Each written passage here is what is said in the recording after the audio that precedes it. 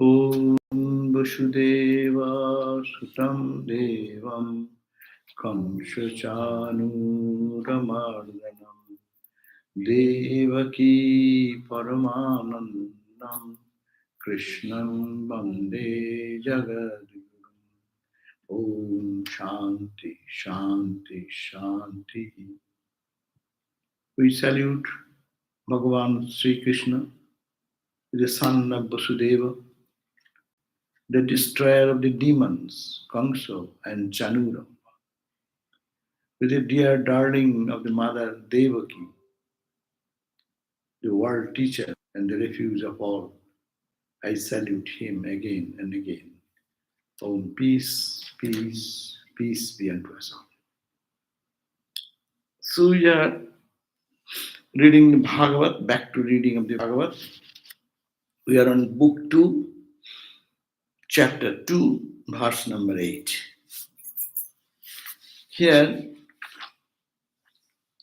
the question came how to meditate on God. And meditation may be in the form and in the formless aspect. Many people cannot meditate in the form. It takes little hard on the imagining the body and features. So you can meditate another way, seeing the whole universe as the body of Lord's body. So you can see the shining divine shining behind everything. So now we have come to the point where this we are discussing today here in the Shukadeva, the great seer of truth, is teaching this to the king Parikshit, who is dying, who is going to die within 7 days. So that advice is being given. We are also dying. We only don't know. For us, 7 days or 7 months or 7 years or 17 years or 70 years. No more 70 years we cannot expect. But yeah, younger people can expect 70, 80 years. But anyhow, when the death is coming close and death is certain, we will die. There's nothing as certain as death, is it not? In the world of reality, what is the ultimate reality? This is the reality, that everyone will die. Then that's the question was raised, what is the most astonishing thing in the world? And the response was that ahani ahani bhutani, every day we see bhutani gacchanti jamulayanam. The created beings are dying and going to Jama Alaya, the home of Jama, the king of Jama, Jama's house. But still, people are so attached to the world and worldliness. That is the most astonishing thing. We know that we'll have to leave everything behind. But still, we think this is mine. I'll have to do this. This is important. That is important. Yes, so long we are in the human body, we have our responsibilities. Please do that. That's why you call do your duties. But don't get attached. What you are trying to hold, will it stay with you? How much you struggle?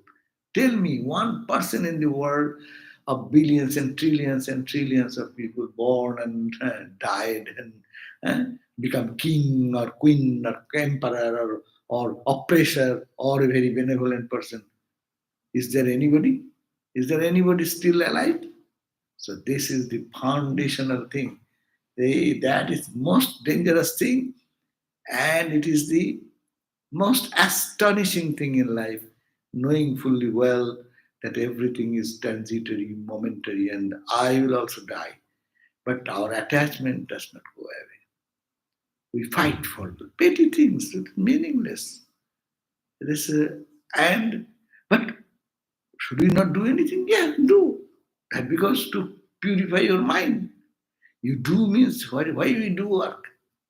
Chittasya shuddhaye karma. Chittasya shuddhaye karma. Karma is done, but it's purification, shuddhi of the chitta.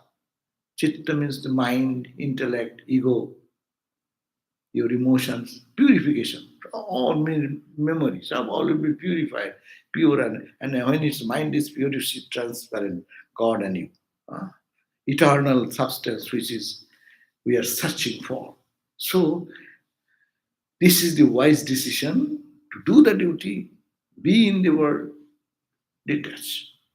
That's why there is a song, like the water which you find that sticking on the lotus leaf. Have you seen lotus leaf? There is a lotus pond in LA. And you see there you go, the water, how it sticks on the water. It seems that water, drop of water is holding it, as if it is really attached. Little wind comes, boom, it rolls down like that. That's a Padma Patrijal. Live in the world detached. Because any moment call may come. Tell me. Whose call will come? Who knows that? We have so many instances happening all around us every day. But this is called the attachment. So how to get out of it? So think of God. Think of eternal. God, the eternal, the birthless, the deathless, which is unchanging. Hmm? You discuss in different languages, in the language of the devotion. You say it is God, the personal. In the language of the Vedanta, you call it Satchidananda, ocean of light, ocean of consciousness, and non-dual, beyond time, space, position, beyond all the manifested universe. That absolute reality. In the path of yoga, you call Jivatman, Paramatman. You tune yourself to the Paramatman, the Supreme Atman there. Language. But going to get engaged into that, do your work, at the same time be aware of this reality. So this is the point. So here, that advice is being given to Parikshit by Shukadeva. He says someone should meditate. Life should be a life, because this person who is surely the king was very pious king. That's why he immediately detached from his all other worldly responsibilities and duties and escaped, freed himself. We say, our duty, what shall I do? But King Parikshit, what's he did? As soon as he had only 7 days in his life, he didn't judge how to avoid that. I can do this, I can kill that simple snake. What shall a snake can do to me? I am the monarch of the country. Can I not protect myself from a snake? He didn't think that way. He thought, oh, death. Death is knocking at my door. So what shall I do now? So this is the response coming here. So meditation. And he said, meditate on what? That Lord, which is unchangeable, which is not limited by time, space, condition, not limited by our mind and anything, is unlimited, absolute. But as I said, it cannot do that. Absolute meditation, though it appears easy, but we do get back into the thought, it is limited something. As I give you the example, you think God as infinite, infinite like vast sky. Now close your eyes and think God is vast sky. What do you think? You are making a circle hemisphere, no? And map. That much is your concept. God is like infinite ocean. Think about Pacific Ocean. Now, what are you thinking? Pacific Ocean. Big? How big is that? Limited by your mind. As much your mind can think. That is your Pacific Ocean. Even it is not close to the reality of the Pacific Ocean. And Pacific Ocean is only this much in the context of the earth. And earth is little like that in the context of the other big planets and bigger planets, and go on, stars and galaxies. Where is this? we cannot conceive. That's why we start from limited. We are limited. We start thinking on God has come down in a limited form, in the form of God, in the form of personal God, like Avatar, Rama, Krishna, Buddha, Sri Rama Krishna, Chaitanya, like that.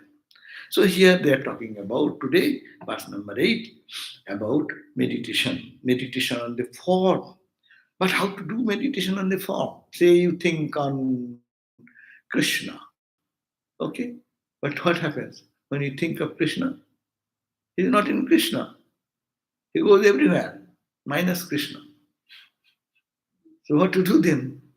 Then this process is good. We can practice this. Some meditate on him, capital, in the space within the heart. Think that in the heart, Angustamatra, Purusho, Antaratma, and that think in the thumb-like shape of the heart, there resides a space inside. It's like a micro meditation, meditation on the microcosm. Macro, look at the vast sky, no? And you go down into the micro. Feel that in the heart, on him there is space within the heart, but is as being of the size of a limited by the heart. And as the size is there in that, and having the lotus, and think there is a divine entity. The lotus, discus, conch, and mace in his forearms. Think of a divine entity there. This helps us to keep the mind engaged in the thought of the arms and weapons and the features of the divine. His face is calm and peaceful. Think of that. And here he is a divine entity called Christ. Known figures are better to take. We normally take Ramakrishna, someone takes Krishna, someone takes Christ, someone can take Rama. No, not matter. But take that. It says his face. Now, all the arms, weapons, there are the lotus in one hand, lotus, discus, another mace, another conch. Shankha Chakra Gada Padma. The meditation of Krishna, Narayana, is called Shankha Chakra Gada Padma Dhari, one who holds in four arms. Yes, that's the meditation on the Narayana form. So, in his four arms, four things are there. Meditate fast, close from the thing from the. We can easily think, oh, in the hand there is a mace to strike. No? Oh, there is a circular weapon, chakra.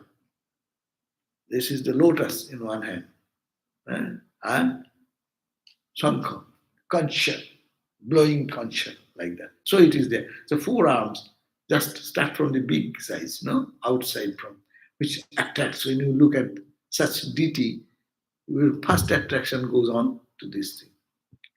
Then you are thinking in the face of the deity.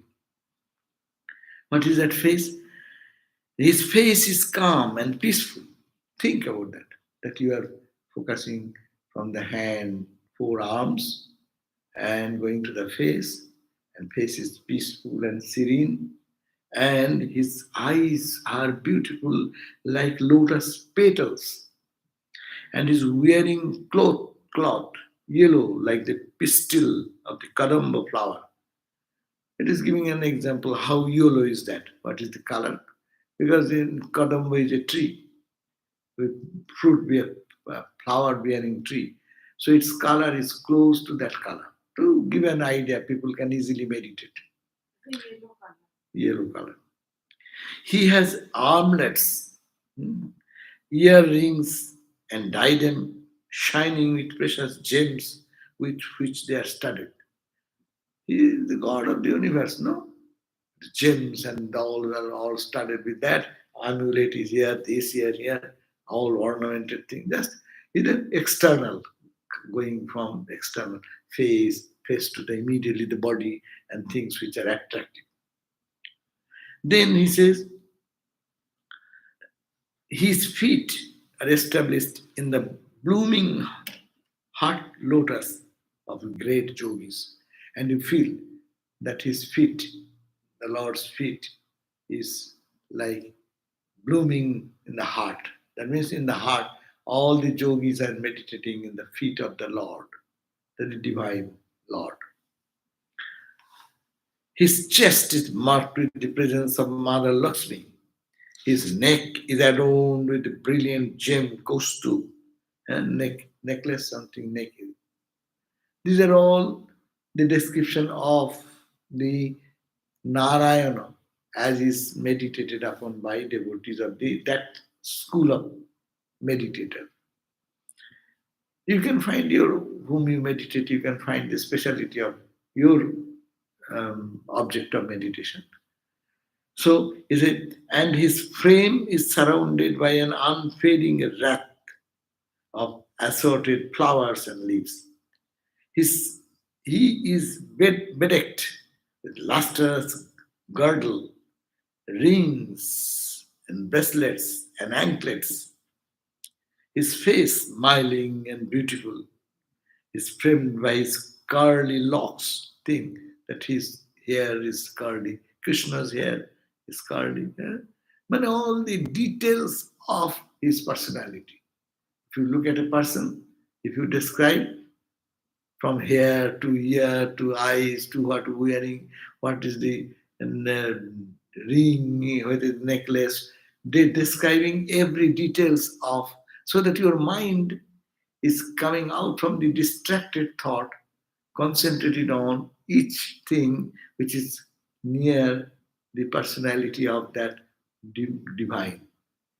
This is the way to help mind running into other objects.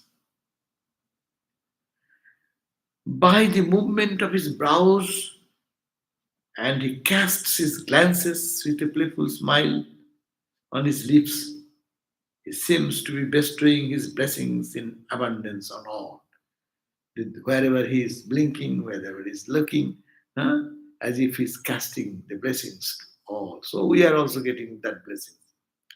One should meditate on this form of the Lord until it manifests itself in the mind steadily. Now, from feet to the head, hair, arms, all these things surrounding him, associated with him, with the ornaments he is wearing, all these you should try every day meditating on these details.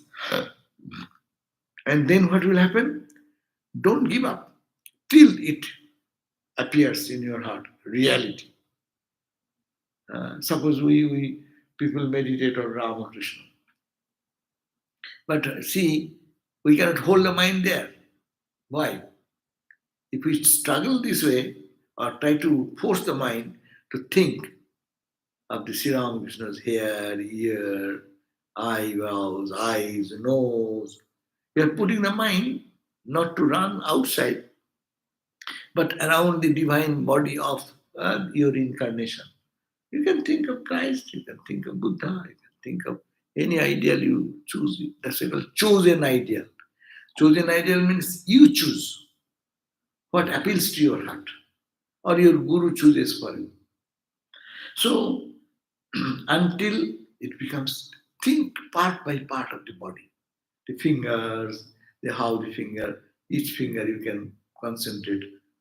And to put the mind, it is called pratyahara, mind pulling from outside to the object of my meditation. So that the time will go not in vain meditation, sitting, either sleeping or going to think something else, minus what I want. I am repeating the mantra, but practically I am doing nothing. And they somebody wrote about meditating on Holy Mother's finger, and then he wrote that he's thinking how many acting how she served through her hand and finger. She used to put oil on Sri Ramakrishna's face, And she used to cook for Sri Ramakrishna. She used to do her japa with her finger. She have all these finger activities of Holy Yes. Mother, and that's how she was thinking that. See, anyway, how to let the mind not roam around in its own whimsical way. We are giving freedom to the mind. Okay, go wherever you like. No, mind, think this. But think this, if we give on one word, it will not stay. We are habituated to see the gross objects. So give some gross object like of the body of Ramakrishna, and it's part of the finger and nose and hand and feet and whatever. Huh?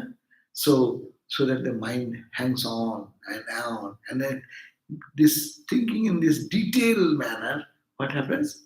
It becomes a reality sometimes. One day, imagination, it is called the today's imagination, becomes tomorrow's realization. Huh?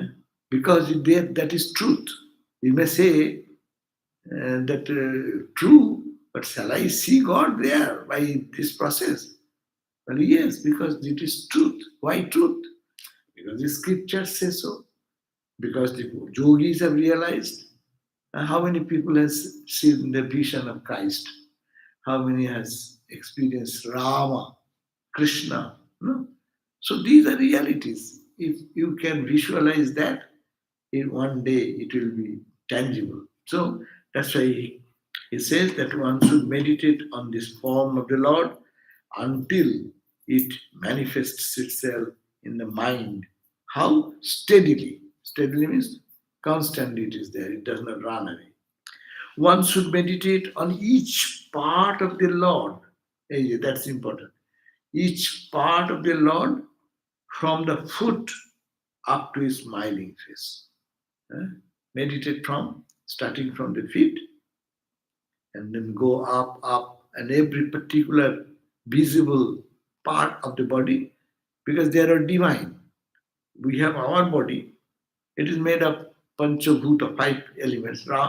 Buddha's body is also made of five elements, but they are purer element. Ours are tamoso element, rajaso element. Their element is sattvic element. So one should meditate on each part of the Lord from the foot up to his smiling face. One should concentrate on one part at a time. One part at a time. Fix your mind. Multiple tasking people do. Multiple tasking does not happen in meditation. If multiple, then you are distracting. It is no meditation. Multiple money, you are doing two, three things together, no?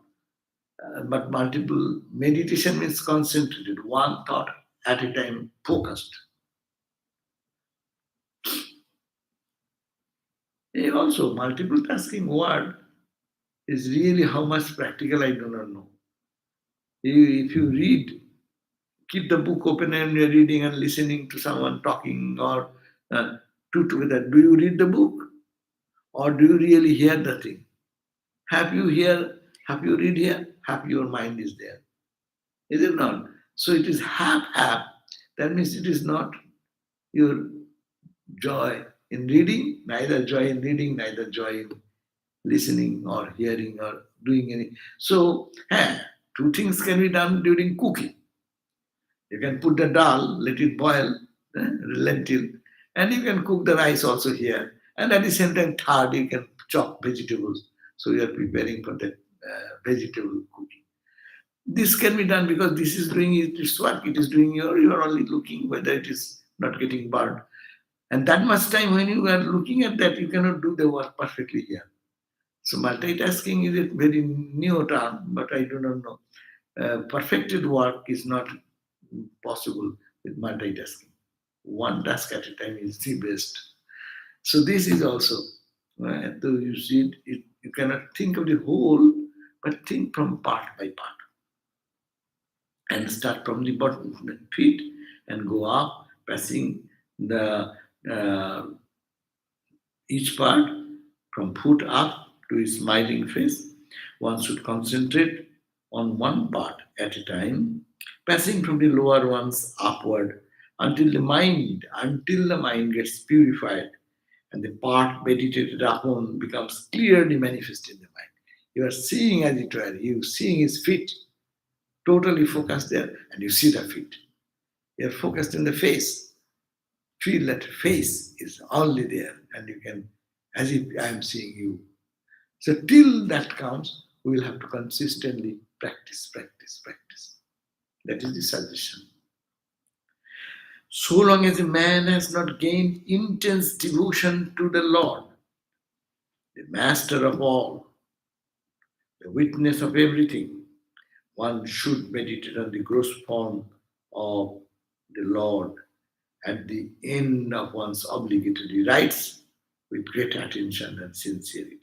So long as a man has not gained intense devotion, no, this type of thing will be trying, means mind is still have interest in other thing, not that much in the object of meditation. Hmm? If someone gives you a choicest food, one which you have not tasted and doubtful, and another which you tasted and you enjoyed, which direction your hand will move? Which you have tasted and enjoyed, no? Rather than which is not known. And for us, that's why I said, so long a man has not gained intense love for that, devotion for that, the master of all, the Lord, devotion to whom? To God. Who is God? God, the master of all, the witness of everything. The master of all, the witness of everything. That means he is the witness of all universe. No? That's why it is called. You can hide whatever you do. You can hide from others, but you cannot hide from God. It is said, no? Even if you do something, shutting the door, and no one in the world has seen or known, but God knows, because He witnesses everything. So our God is eternal witness of everything, the whole universe, the witness, Sakshi. See, that God. So long we don't get love for that, one should try to meditate. We should try to meditate on the gross form. And gross form is the Virata form. Virata is this is called Virata, this form of the Lord. At the end of one's obligatory rites, after performing whole day's good work, obligatory rites means obligatory duties, responsibilities, then sit for meditation like this. Till the form becomes tangible and life, full of life and living, with great attention and sincerity. So that is given one good suggestion. One can meditate this way, focusing on every part of the body of the deity and focusing part by part, part by part, part by part, and then concentrating on one part with all the details until it becomes a tangible reality, till it becomes a tangible experience of the presence of God in the heart. When such a spiritual, now 15 verse, when such a spiritual aspirant desire to leave the body, he must give up all thought about time and location. This person naturally is focused in God. That's the point. Before death, what to do? Forget about all this. People think, oh, who will be there around me? Who will be there around me? You don't need anybody. Rather, their presence is meaningless. It is an inward journey then. Rather, meditate this way so that mind goes so tangibly there. It matters little who is there on side of me or what is going on. These are all then become secondary details. When such a spiritual, this type of spiritual person who have practiced and practiced and practiced, desire to leave the body. Suppose time has come and he is capable of just thinking so intensely and give up the body. he will forget where his body is, time and location. What time is this? What location? People die in India. There are good locations. Means you go on the bank of the Ganga, Holy Ganga, or you go into a place which is auspicious. People run to Benares, Varanasi in India. India is a unique space, unique. The people are in the name of God. They can do anything and everything. You go to high mountain top. Uh, there is a holy place. People will go there. So their religion is so important in their life. So you forget the time, you forget the location, where your body is there. Forget time, location. You live in divine plane. Ramakrishna Lokale, thinking of Ramakrishna and all this intensely. You remain in that plane. And this plane, physical plane, yeah, gone. He should regulate his vital energy. Now he's talking about we have prana. At the point of death, what happens? You see, everyone dies. The life breath comes out. Someone's mouth is harmed. Life breath goes out of the mouth. Hmm?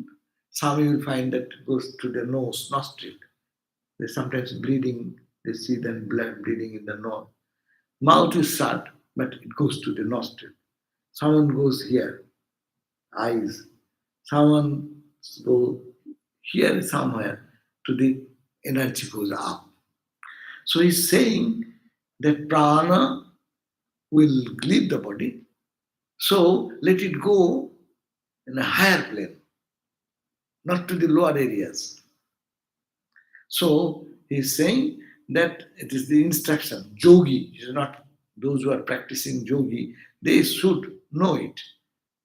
Because if the prana vayu, the life force, goes, this is lower, this is much lower. Someone goes to the navel, someone goes to the bottom. So as the yogis, as the higher the plane the prana or life lives, you are a greater yogi. That means you have practiced. Your plane of existence will be higher and higher and higher. And when it goes to this, then you are not to be born again. Swami Vivekananda passed away. This is here. Brahma Randra. Through that, life force went away. They are not bound souls like us. If they come, they will come by God's to do God's work, being free. They are free, but they'll come to do good to others. So he should regulate his vital energy, sitting in a firm and in convenient posture, and establish control over all the senses. So he will try is give up the all thoughts of time and location, regulate the vital energy, as I said, the energy, which is let it not go to lower level, let it rise up, rise up, rise up, rise up, no? And control over the senses. But that means the eyes are not seeing outside, the ears are not hearing outside, the skin is not feeling cold, heat. Don't, and the sensations are made numb because mind is concentrated in the inner idea. Where is our mind? We live there, is it not? We feel pain. But if you can be distracted from the pain, you will not feel the pain. Gross example, the children fell down and cried. And at that point, and distract his attention with something, hey, hey, hey, hey, hey, hey. And then you see, the child stops crying.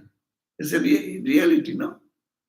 So we also, if how much pain is there, if it is distracted from pain point, you will not feel the pain. We know the examples like Ramakrishna. Cancer pain in the throat, but he is putting the mind somewhere. He does not feel anything. Swami Turiyananda, having the carbuncle operated, he's not in the carbuncle. So doctors did operation. He didn't feel anything. But when he was in the body, he cried out. So this is the point. Restraining the mind, so, uh, sitting in a firm and convenient posture and establish control over the senses. That's why they will sit like this, concentrating mind, focusing on all these things, will be detached from outside. And now 16 verse says, restraining the mind with purified intellect. Mind to be controlled by intellect. Mind and intellect, what is the difference? Mind sways around. Shall I go or not go? Shall I eat or not eat? That's the mind vacillating between two ideas. And what is called intellect? I do it. That's called intellect. That means form determination of the mind is called buddhi. Buddhi is intellect. Yeah? So restraining the mind, how will you restrain the mind? With the purified intellect. You have to control this mind which runs here and there, like fly. Fly runs out and eats filthy thing, also honey. Honey, fly can sit in the honey and eat, drink, and also filthy, nasty things. So, restraining the mind with purified intellect, this mind which is running to have joy and fun from filthy things, sometimes good thing, restrained by pure intellect. And mind, intellect, no, I will only suck honey from God. I am not going to suck honey from filthy things of the world now. I am determined. That's the intellect. The strong mind behind will say, no, I'm not going to think of anything. I will only go for God. That's a pure intellect, controlling by the pure intellect. And now this intellect will dissolve in the eye sense. Huh? It's very beautiful. They say senses are withdrawn, senses are going to the mind, mind is going to inner purity. It's called the intellect, pure intellect. Pure intellect is going behind the ego, and ego when merges into that Atman, then it's samadhi. And now we are coming out from there. That's why we are seeing the outside world. Ego, next is intellect, next is mind, next is the senses and sense objects and nervous system and brain and etc. So restraining the mind with the pure, purified intellect, dissolving that intellect in the I sense, the I sense in the individual spirit, I sense, ego sense, I, to the spirit means the consciousness behind the I,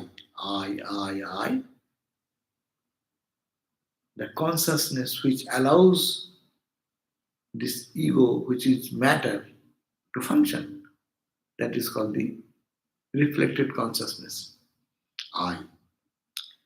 And the individual spirit in the universal spirit, this individual I in the cosmic I, the aspirant established in peace. Then only one can really establish into the perfect peace. He has nothing to accomplish thereafter by ways of duties, sacred or secular. If one can go to that level, that person has no duty. One can merge into the supreme consciousness. Got this point? How to withdraw? Withdraw the mind from outside to the senses, senses to the its master, mind. All the information goes to the mind.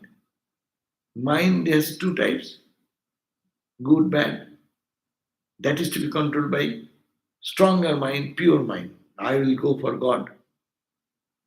And that intellect, strong intellect, will be I. My intellect is my subordinate. I am the boss. I, my buddhi, my intellect. So I am the boss. So withdraw it in the I, and I going into the background consciousness called Satchidananda. No? So if this process one goes, so he has nothing to accomplish. He have attained everything for which this human life, that's the finally achieved. Thereafter, by way of duties or sacred or secular, no duties. Where time, the master of even the devas, have no sway. That means there is no time. Time is when you come back from the consciousness into the I plane, I, ego. I will go, I will do. It's all talking in the clicking of the time in this period. When I is no more, suppose when you are sleeping, have you any concept? It is 8 o'clock or 9 o'clock or it is midnight or it is 1 o'clock or 1:30, 1:31 minute, 1:31 minute. You have no concept. But similar situation will happen to them. Mind here is dead, dull in the sleeping time. Mind is not functioning. Here, mind is not functioning because it has reached the climax of illumination. So, at time, the master of even the devas has no sway. How can there be any place for any other deities of who will control the destinies of the worlds? No? Where we say, oh, this is grow, the stars and planetary system is affecting my life, peace, restlessness, etc. But that zone, there is no God, there is no goddess, there is no control, there is no controller. Only Atman, the consciousness. So uh, there is no ruler to rule me anymore. The individual soul has merged into the one drop of water, merged into the ocean. Now you cannot say, hey, drop, where are you? There is no drop, it is all ocean. So there is no control or ruling by anyone else. That state transcends the Prakriti. That state of merging is the state of it has transcended the 24 cosmic principles and all the aspects of the evolutes like Sattva, Guna, Rajas, and Tamas, as well as ego, Ahankara, all the Mahatattva, great principles, all these has transcended. Abandoning all the ephemeral entities with denial. This is not the reality, this is not the reality. Overcoming the identification of the self with the body, becoming established in exclusive love. Oh, yeah. Exclusive love uh, of the Supreme Being and embracing the Lord's feet, one understands the supremacy of that state related to Vishnu and all pervading being. So now being identified into that cosmic reality, Brahman, then what happens? Then this reality, abandoning all the ephemeral entities, their mind is not in the changeful universe anymore. That world has dropped from him. With the denial, because not this, I don't know. That's how the mind will move inward, unless you give up this side. So total denial, this is not the reality. This mind is not the reality. My understanding is only another aspect of the mind. It is not reality. It's the I. The I was connected with this. No, I am not that. So all this overcoming the identification of the self and the body. This I am the body. This is my idea. But this sadhaka, this spiritual aspirant has raised in the consciousness there, becoming established in the exclusive love of the Supreme Being, because he is now totally fallen in love with the Atman inside. No, he has merged there. Their union with the Atman. Embracing the Lord's feet, one understands the supremacy of that state related to the Vishnu, who is everywhere. So this way one can make a journey. There is a place when you'll feel that all the joy concentrated, that is the feet of Ramakrishna. That is the feet of Narayana. And feet means abode of bliss. Withdrawing oneself from everything, objective with the help of the refined understanding obtained through the study of the practice of spiritual philosophy and discipline. Huh? So, what to do? Practice. Withdraw oneself from every object with the help of how? Refined understanding. Vichara. This is unreal. This is not real. This is temporary. This is not eternal. And to the study, how do you get it? We have to read this type of book, which will talk about that again and again, remind us. We are reading, that's why we are getting. When the book was over, covered, did we know about all these things? Now we are reading, we know. So, study of the scriptures, to the knowing, to the study of the scriptures, and spiritual philosophy. What is the philosophy of life? Knowing that philosophy of spirituality and following the disciplines. What are the disciplines? Shama Dhamma, I will be restraining my senses. I will restrain my mind, internal, external, withdrawing our senses into the internal level. All this training, discipline, the sages then abandon his body. Then the sages will be, because there is no attachment for anything, and withdrawn from everything. As a result, how will then he will die? Is a yogi will die. How the yogi will die? That is, first mind has been withdrawn from everything, and still there is a consciousness that I am merging into, but body to still there. How to get out of the body? Then the prana, the vital energy, let it come from the bottom. Let it not go to the bottom and anus. Let it be squeezed. And that force go up and up in the plexus to plexus to plexus to plexus, and then ultimately should go through this. So that description they are giving. It is saying that what will happen with drawing oneself everything, pressing the anus with the heel in order to restrain the vital energy, which is called apana, prana, apana, samana. These are the different names of the energy which is flowing in our body.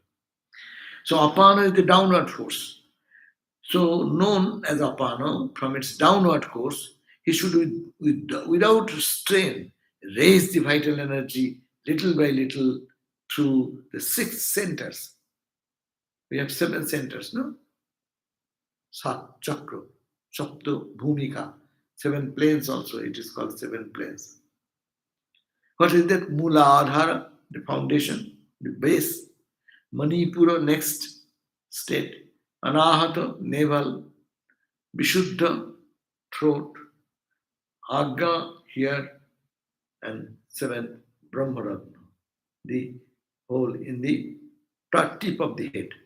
Only yogis of high category, they can go through this, penetrating this. As I said, Vivekananda died, here was the blood came out. And the prana vayu, the force, life force, penetrated that and left. Indicates that status of the yogi, how great is that yogi. Swamiji was, the vital energy that resides at the navel, Manipura center, should be raised further to the chest. Normally, our digestive power remains in our navel zone. So it should be raised to the next heart chakra, anahata, united with the aspect of vital energy, which is called prana, residing there. So it should be raised and connected with the next energy level, prana level here. Prana means, that's why our heart is beating, no? That's why people say he's alive. Heartbeat stops, no? So long the heart is beating, you raise your consciousness of the prana energy from lower level to the higher level. Then from there, the aspirant should, with the help of his willpower, force the mind. Mind should go up, prana should go up. Carefully raise the energy little by little to the root of his neck. Here, root of the neck here. To the root of his neck, it's called Vishuddha Chakra. And unite with the Udana. There is Udana vibe. These are yogis can know what is what by. So here is one type of energy. Mix the lower energy into this, then put the mind higher up. It goes to the behind the neck, Vishuddha here, we call Vishuddha Chakra. And unite with the Udana, the vital energy residing there. From that point, the energy should be raised to the root of the tongue. Here. Meaning, some say the Agga, this chakra.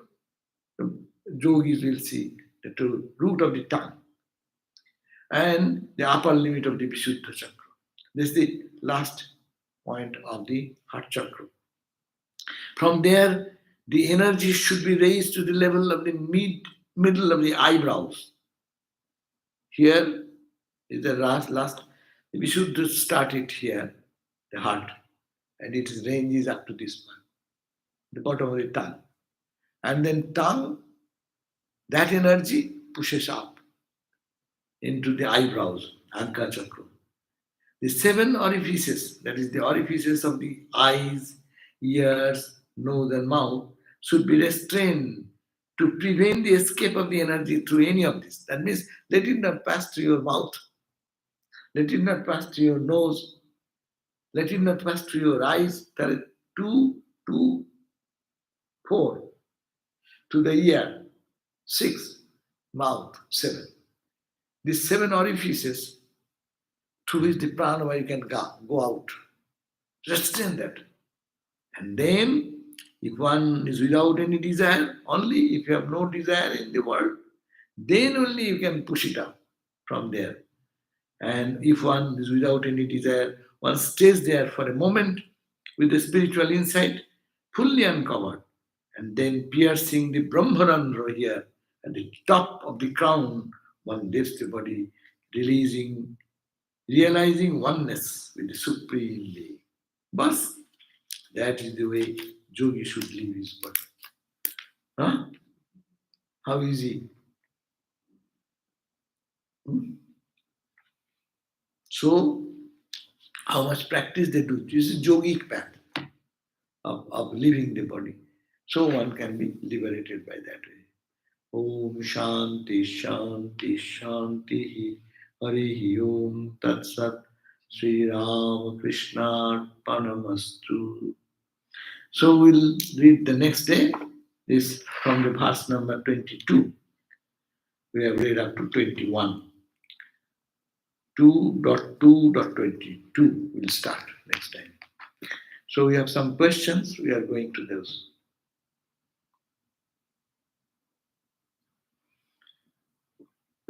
Okay.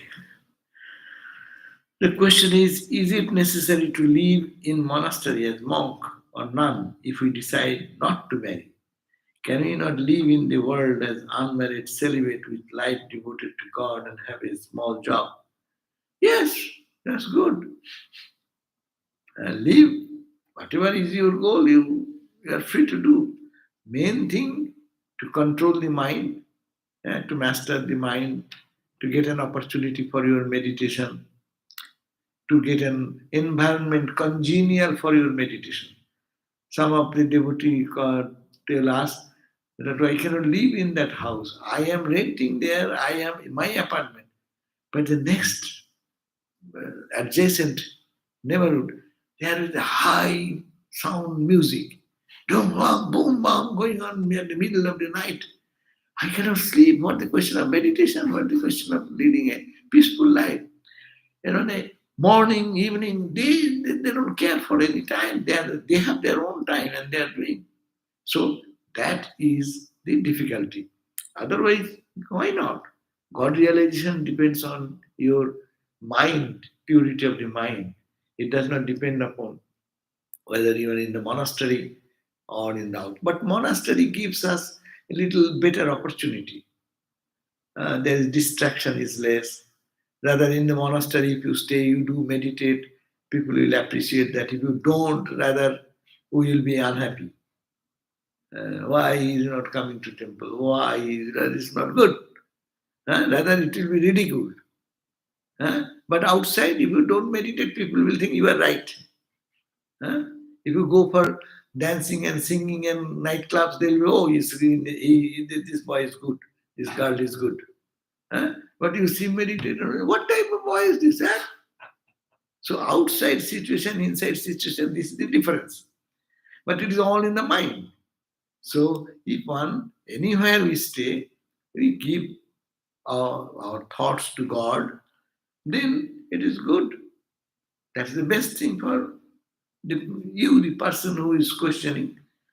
And you have to decide that whether in this environmental help, you need it, or you can do it anywhere in the world. Yes, God realization is possible. But you see, look at the history. All the people who have God realized, they try to get into secluded place. Actually, you cannot meditate on the Hollywood Boulevard. Either really some cracked brain, or you are totally Paramahamsa. You are like a Ramakrishna like person. So that's the point, is that it is doable everywhere, but only monasteries, convents, they give us little better opportunity, scope, and all the people, those are here, they are also same ideal. They also want to realize God. They also want to meditate and pray and read and lead a pure life as far as possible. So that is the benefit of it. But you can realize, yes, having small job, having your own privacy, independence, yes, that's possible. But that is little matured person with much strength can do that. Ordinary weak people will be always under the pressure of the environment. So that is to be decided. And another question, what to do with mosquitoes and other insects in our house? Kill them. Mosquitoes and other insects in our house, kill them simply. Because for your son, this is not ahimsa. This is not crossing ahimsa level. But ahimsa should be truly physical, not committing injury to anyone by word, thought, and deed. But it is not the survival question. If you are breathing, you should not breathe then. Every breath you are killing so many bacteria. You should not walk on the road because your foot, under the foot, you are killing millions and billions of bacteria. You should not wash your body because so many bacteria are being all over the body. So that's why himsa, we have to understand the language, intention, causing harm to you. I intently do. For my survival, eating food. So you should stop eating food because you are eating grains. Why are you eating grains? These grains would have bring out more life from that. You take sprouts. Sprouts are healthy. It's vegetarian. Why do you take sprouts? And eating them, put it. It will grow, its own plant will grow. And you are eating them, chewing them down. No, this is for the survival question. So it is intention is the question. So killing them for cleanliness purpose breaks vow of ahimsa. I don't think it breaks the vow of ahimsa. But a state of mind will make come in your life that you cannot even kill one mosquito. That's a very high level. When you tune with oneness, with the mosquito consciousness and your consciousness in one at one level. So that is very high level. But otherwise, in our level, for your meditation, if it is mosquitoes or insects are disturbing you, how will you meditate? And how will you keep a good health? A malarial infection comes, or any mosquito carries many germs. So that is for that protection is necessary. Another question is coming. The Ramakrishna gives the parable of the women whose mother-in-law gives her less work when she becomes pregnant and then no work after birth. Ramakrishna implies that one is in the hospital until cured. Here it is. It seems like karma falls away when bhakti comes. Yet, Swamiji teaches that karma is the consummation of bhakti, that one becomes busier after jnana. How to reconcile?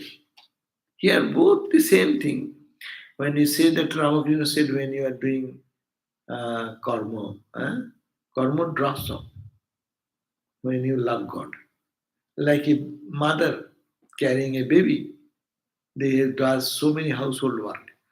But when the time comes for birth, baby giving the birth to the baby, she cannot do anything. She is totally engaged in the baby, and after the birth of the baby, mother's only major work is to check on the baby and take care. So baby is God. So in the baby, in a subtle way, in our heart, not becoming a baby, I cannot see his presence. But when it becomes palpable and really he appears, then what will happen? Our life will be turned around God and God only, nothing else. Like the baby in the mother, similarly. So there is so that is the idea, then karma automatically falls. And yet Swamiji teaches that karma is the consummation of bhakti. Yes, after doing karma only, bhakti culminates into karma. That karma is what? That karma is not ordinary karma. That karma is to be mentioned as a nishkama karma. That means I see that all the holy people, after realizing God, attaining bhakti, they are engaged in serving others, doing good to others. So that is the consummation of bhakti. That it is the karma is the consummation. Karma is the consummation of bhakti. Bhakti is consumed in karma. No, that karma is not our ordinary karma. This level of work we do, that is mixed with our desires. So that is the karma out of compassion and oneness. You gave one talk on Sunday service about Swami Vivekananda's karma, how he used to interpret that Yeah, a couple of months ago. right. Karma can lead us to the extreme experience. Another question, what is the significance of Akshaya Tritiya?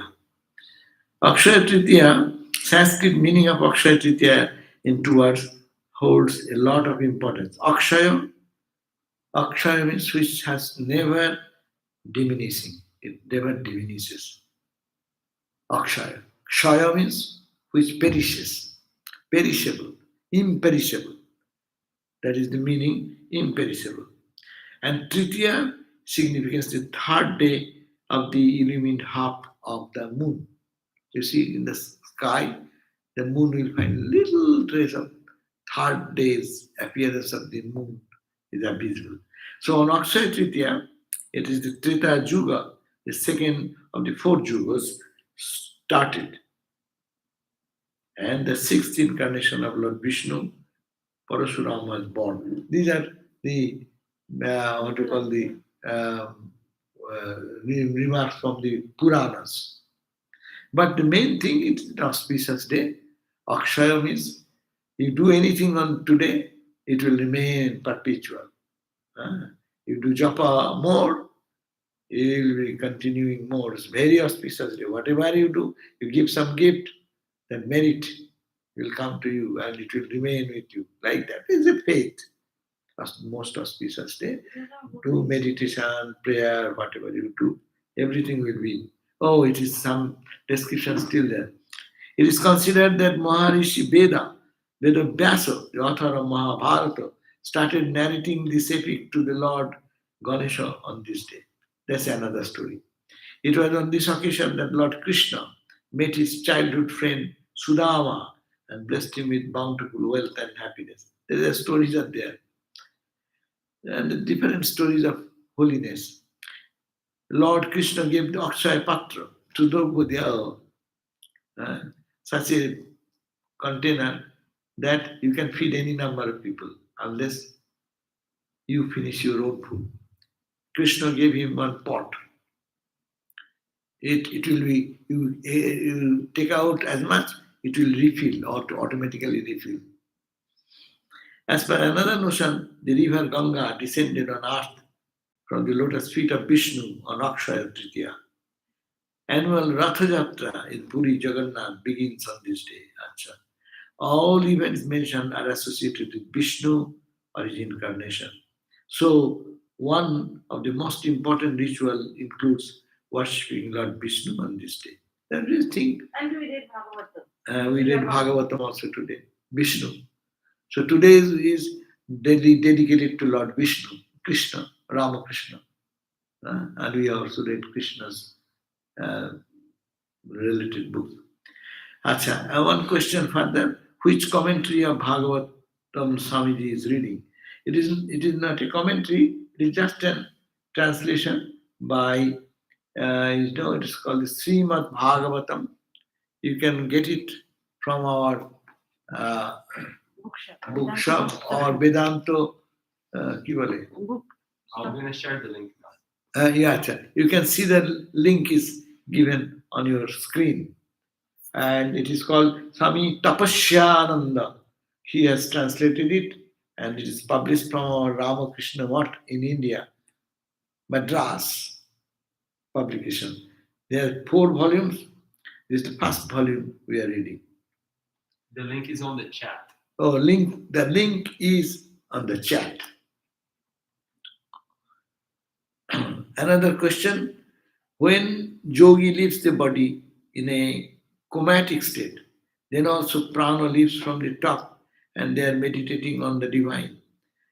When the yogi lives in the body in a comatic state, normally we also hear that whenever they die, their mental plane remains. It's a body dying. In a coma state. Coma state means body is already almost non-functional. But his mind is not non-functional. The mind is functional. Yes, so. So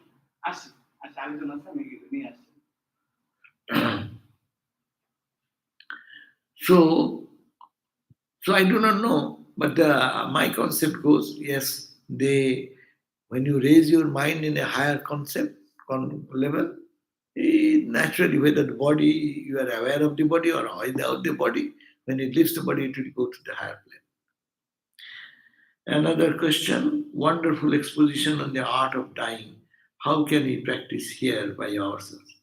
Yeah, we have to practice this as what to practice. He has already said you are not to control your prana and others, but he has mentioned before that you meditate on God. Do that meditation now, the mind will automatically be in the higher level.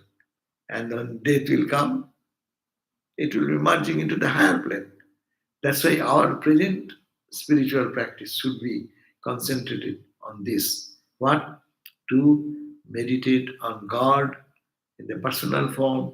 Mostly, you are talking about the bhakti, or impersonal also, whatever you like, to control the senses, to bring the mind's attention from outside and focusing into one direction.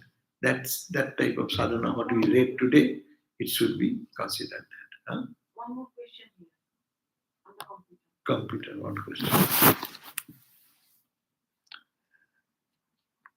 When our time comes to leave the body, what should we devotee do?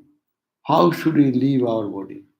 Yes, we should leave our body as just we read. That is the way we should leave our body. Now we are bhaktas of Thakur.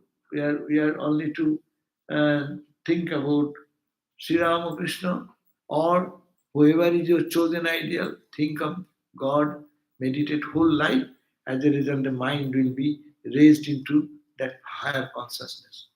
Our only activity will be how to raise our mind from this mundane, changeable reality to the higher reality that is divine. So follow your Guru's instruction. Follow the practice you are doing. Day and night feel that this, try to detach. We should all do. Because nothing is permanent. But I am here, so long I am here, I will have to do all these things. But to understand that these are not me. These are not mine. These are all coming and going. But me, is belonging to the Lord. As a devotee, you say, O Lord, I belong to you and you alone. And think of Him, feel His presence. As we said, meditate on Him from the feet to the head, no? Part by part, and then focus, concentrate on one part, and then forget yourself in that thought. You do so much that your mind gets nourished and absorbed and absorbed and absorbed. So this is a sadhana. Last moment, nothing miracle can be done. The point of death comes. If I know, I'll be crying. Oh my God, I have to leave. What will happen to me? No. It depends on the practice. If you practice, you say, bored, okay, let death come. I'm ready. Who cares? The body. Body is body. Body, I know body will not stay. But I am not the body. I am one with my Ishta. Think of him intensely and merge yourself in that intense thought. And then you will be tuned to God consciousness. That's all. Let the body go. Let the body go or don't go. It matters little. Let it function in whatever way it likes. Is there a difference between yogi leaving a body by controlling the breath and bhakta leaving a body taking name of God? As much my concept goes, yes, there is no difference. Only bhakta does not pay attention to where the breath is going out. Bhakta loves God in such intensity, the mind automatically moves into that plane. Where we think, according to our thought, our mind lives in that area. When you think of food, where is your mind? In the belly. When you are thinking of sense objects, it goes down. When you think of God, where does it go? Look at that. I have used the three examples. You see, where is your mind went? Where does it go? So what is the sadhana? To keep the mind in a lofty thought. That is the only thing we can do. And by that practice, if one is really practicing days and days and days, have lifted the mind in a level, and the prana will go to that level, from that area. Automatically, they are connected, synchronized together. So, better not to pay attention. My request will be all of you, or me also, not to think of all these things. The yogic way or this way, love God. And try to feel closeness with His presence. That should be our only effort. Okay. We end here.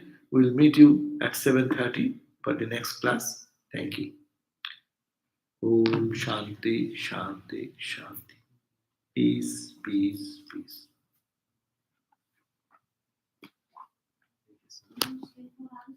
Yes.